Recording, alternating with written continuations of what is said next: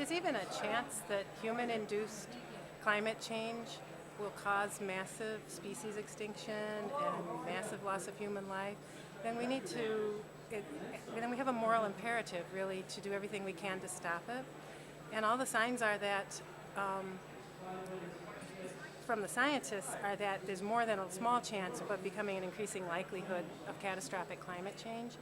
So we think that the debate here is asking the wrong question, that the question isn't what are we going to do about running out of fossil fuels, that the really important question of our time is what are we going to do to stop using fossil fuels as fast as possible so that we leave a planet behind for our children. And the Keystone XL pipeline is really symbolic of exactly what's wrong. We're pouring millions of dollars into an expensive investment that is going to add to the problem of climate change that's incredibly dirty and environmentally destructive. And instead, we should be taking that kind of investment and putting it into clean, renewable energy so that we can stop pouring gas into our gas tanks and develop these alternatives. And we need to start doing that now.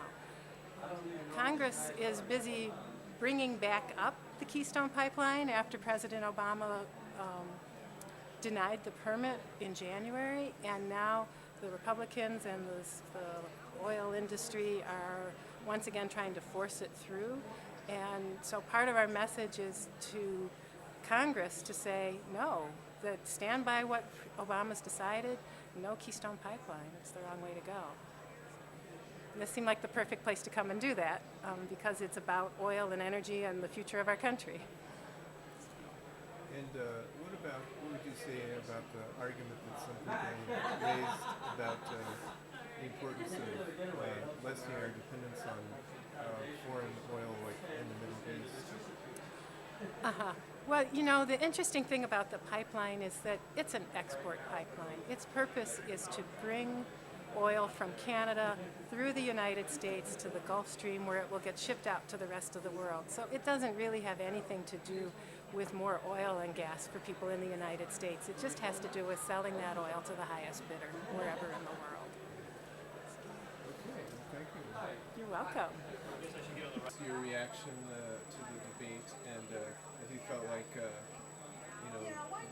went how you were expecting, or? I think it went great. I mean, we had a lot of people here for an event like this.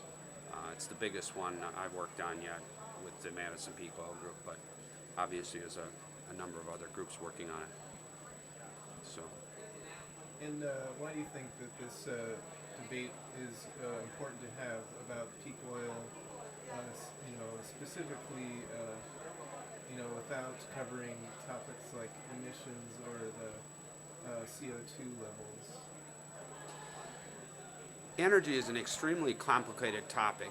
It's about as complicated as our dependence on it is very deep. I mean, we have a really critical dependence on fossil fuel right now. So one has to limit the scope, and we went back and forth about what kind of issues we wanted to discuss. So I felt like it was a consensus what we came up with. I mean, it wasn't like I said, here's what we should talk about and here's what we should not. We worked with Dr. Carroll in particular to kind of winnow it down so we'd have time enough to have some prepared questions for the debaters and then leave some time for audience questions at the end. So one of our thoughts was people were going to bring up climate, and so we were sure we would get to it. But meanwhile, when we tried to winnow it down to a few really important key topics that relate specifically to the fact that we're going from easily available deposits of petroleum to harder to get out, more expensive, dirtier. We really tried to narrow it into those items. So. And could you talk about the group, Madison Peak Oil, just briefly? Okay, we've been around since I believe 2005. I was not president at the beginning. We meet once a month at 222 South Hamilton Street at 4:30 on first Wednesday of the month, and we discuss a lot of things. Events like this are part of our work. We also have been very active in transportation issues locally and regionally. We were very involved in, a number of our members were very involved in promoting a regional transit authority. And a big part of that was to reduce energy consumption so we're not as dependent on petroleum for people to access work and educate at school and other opportunities in life. Because transit is more efficient. You move less tear per person. So the areas, so we've set up a number of events, some by ourselves and some in conjunction with other groups. And we also have, as I say, we've worked a lot on transportation related issues. So that's a lot of what we do. Okay, well, thanks for your time. You're welcome. Yeah. Okay. So I think we had an excellent event tonight. We were fortunate to have two really prominent world experts on the subject of oil supply and peak oil. Ted Patzek from University of Texas and John Hofmeister, former Shell Oil president in North America. And I think each of them had some common ground in their points of view. They also had some specific differences. I think the common ground is they both recognize that this is a problem and that it could become a crisis if it's allowed to proceed without being addressed. The differences perhaps have more to do with how they would attack solving the problem. Mr. Hofmeister advocates a very aggressive approach to increasing drilling, I think increasing biofuels, increasing all forms of energy, whereas Mr. Patzek is a little bit more conservative about maybe we need to be conserving resource and using less of it and carefully spending what we have left in terms of oil supply rather than just expect to have more in the future. And so all in all, really, I thought a successful event, and we had, I think, probably 300 to 350 people here tonight, and we were quite happy with how it came out. And can you say your name again? My name is Alan Carroll, Okay. and I'm a professor in the Department of Geoscience on campus. And one thing that John Hofmeister mentioned that I personally hadn't heard about, suggested before, was the independent regulatory agency. Right. Is that an idea that you've heard before? No, I think that's a great idea. I think his point is to try to take energy out of the political realm and make it, a kind of an independent agency that could actually think about these problems rationally. And what I was thinking behind that is that there are many advocacy groups for just about any position you want to think about in energy, but they all share in common the fact that they're very unbalanced. They're looking at one side of the problem.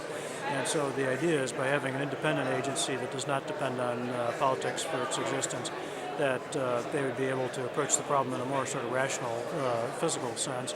And in fact, that's where King Hubbard, back in the 1950s, was approaching the problem from. He was looking at it on a clean sheet of paper as a physicist and thinking about the sort of the physical realities. And that's something that actually hasn't happened much since. Okay, well, thank you very much. Okay, very good. All right. Thank you. I just want to start with saying your name and introducing yourself. Yes. My name is Ted Patzek, and I'm chairman of the Petroleum and Geosystems Engineering Department at the University of Texas in Austin. And one specific question I had was about John Hofmeister's was talking about how, because of the way the U.S. is structured, that we're all not in densely populated cities, that we have moved, to live more sparsely, that it would be disruptive to the economy, if we don't develop the fuels and use all of the available options for extracting fuels. Mm-hmm. So I guess an argument against depowering, or? Yes, well, I disagree. I mean, it's as simple as that. So this was a Cold War option that we disperse the population, and now it's time to undisperse some of it. And just saying that because there's something we're used to, we shall continue this at any price forever is just silly, because we know about so many societies that really drastically changed when circumstances arose. And in fact, in my book, with Joe Tainter, who's a historian and archaeologist, and he wrote The Collapse of the Complex Societies, very popular book. We talk about it, that when circumstances arise, the societies either change or collapse. Okay, which one do you prefer? Okay, and so there isn't a third choice. So in fact, Americans are very practical and pragmatic people. So given enough motivation to change, we will change, and that's not any magic.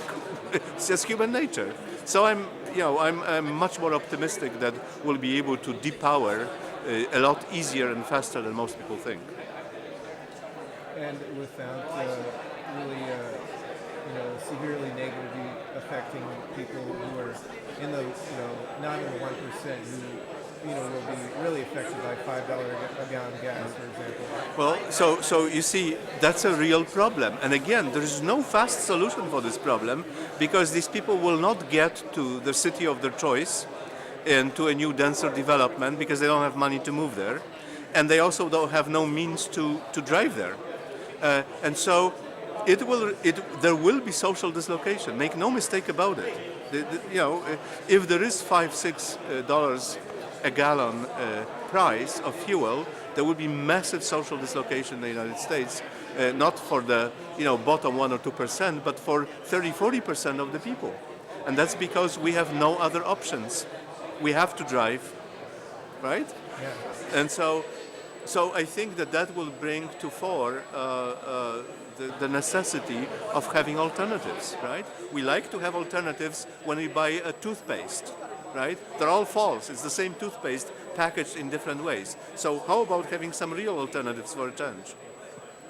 Okay. All right. Thank you very much. You're welcome. And if you want to start with just introducing yourself. Yeah, I'm Don Ferber. I'm a local volunteer with the Sierra Club in Madison, Wisconsin. And I've volunteered for many years, especially concerned about energy issues.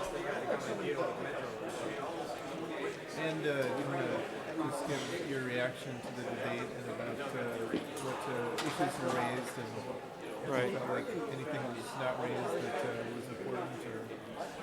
Well, I thought, it was a good debate, and they raised a lot of pertinent issues, each from their own standpoint in terms of their perspectives. And there were a lot of valid points made, but I think the really key issue that one addressed more than the other is what should we be doing? What do we need to be doing because of other constraints? Mr. Hoffmeister especially was talking about political constraints or constraints of will.